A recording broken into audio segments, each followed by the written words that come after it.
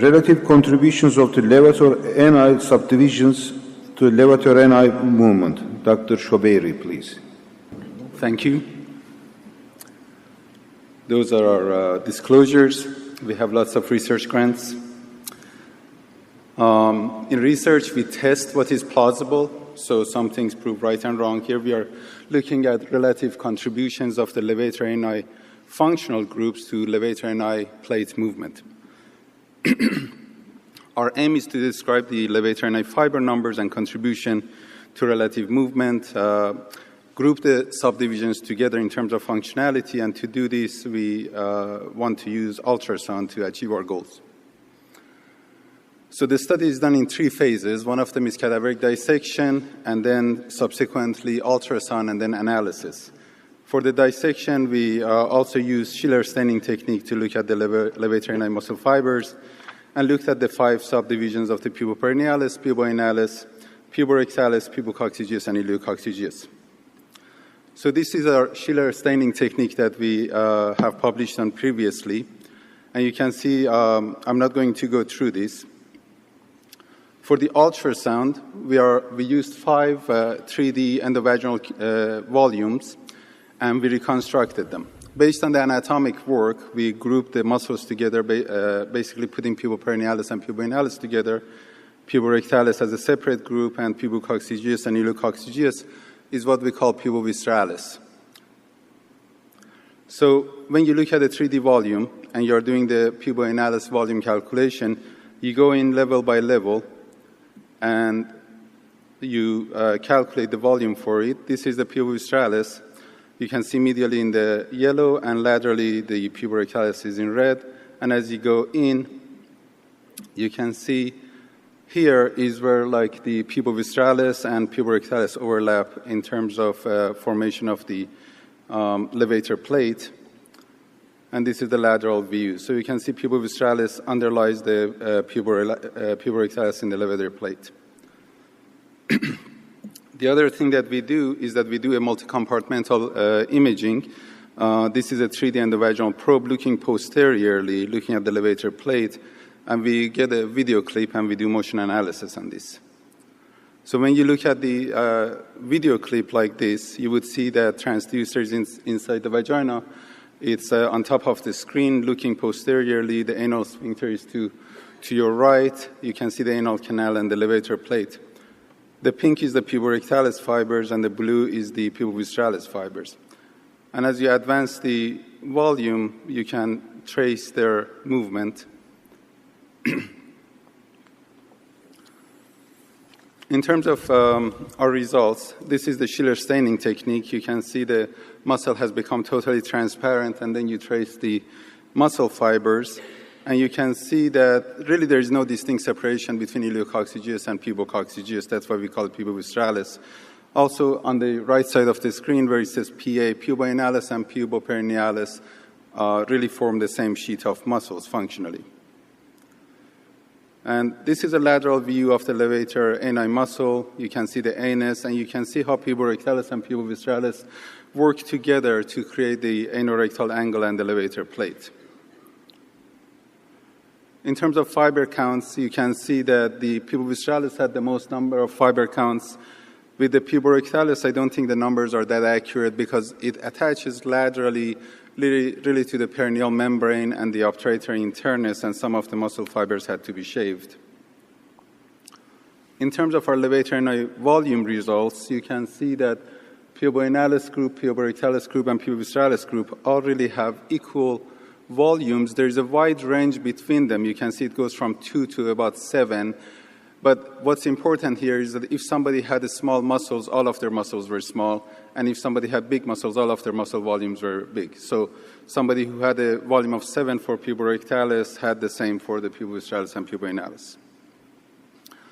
This is the motion analysis results, sort of. You can see it overlapped. Puborectalis is to your right, and pubovisceralis is to the left. What's important here is that the lift that pubovisceralis is giving you is about 3 times as much as what you get from the puborectalis, because puborectalis is pretty much in the squeeze position already and is not lifting anymore.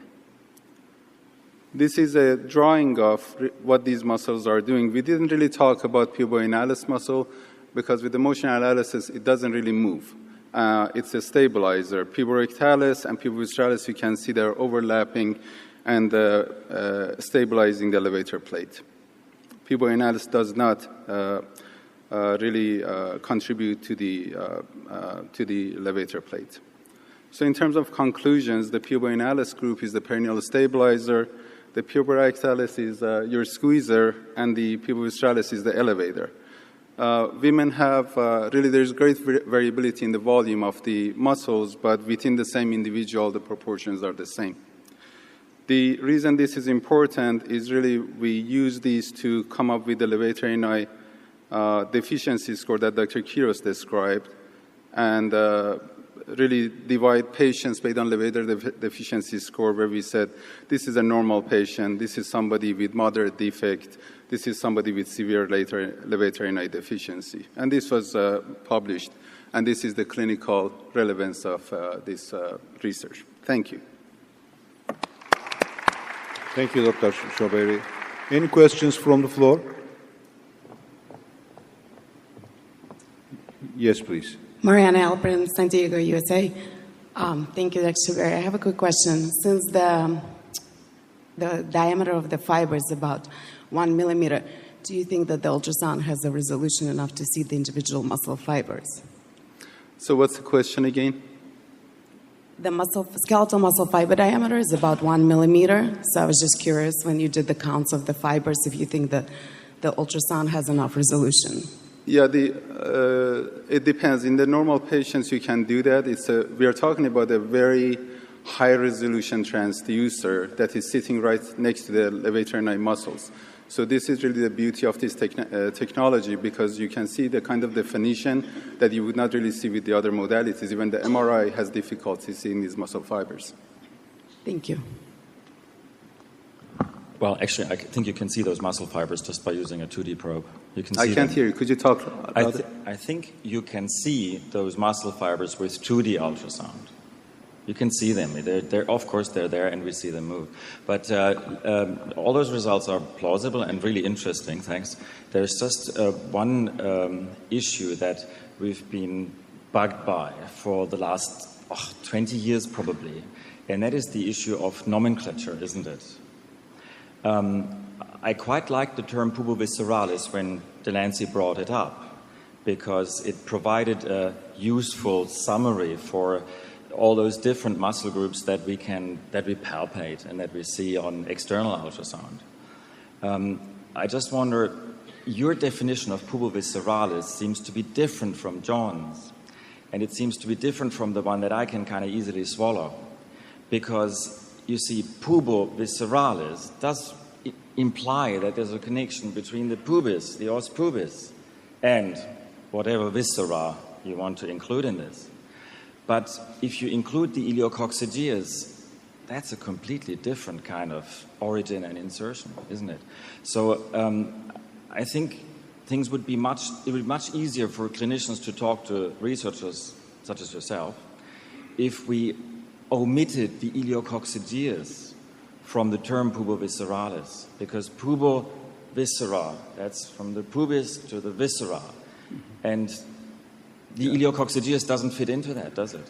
I think iliococcygeus is a very important muscle if you look at it individually, because it forms really the funnel for the pelvic floor, and that's why when you talk about the levator ani deficiency and defecatory dysfunction, when you look at these patients and you really look at the subgroups of these functional fibers, you can see a lot of them actually have levator ani iliococcygeal defects. So I think that's important. But what do we call it? Pardon me? What's in a name? Okay, by what do we call the structure? And I would ask that if we use the term Pubovisceralis, shouldn't we use it in the way that it was originally intended? Because John did not include the iliococcygeus in the Pubovisceralis definition. Yeah, I think you just have to be careful, because we are introducing terminology that is really useful for the methodology that we are using. So the 3D endovaginal ultrasound is a pretty new type of technology that is not utilized that widely. And what we are trying to do is to really lay down the basic foundation, the anatomic foundation. So as we come up and we talk about things like obstructive defecatory dysfunction and etc., and we use this methodology, we have firm anatomical foundation to stand on so people won't come and question our findings. So these are really the basic studies that we have used to create the elevator RNA deficiency and move forward. Thank you. Thank you very much. Thank you, Dr. Shobeiri. Very nice study.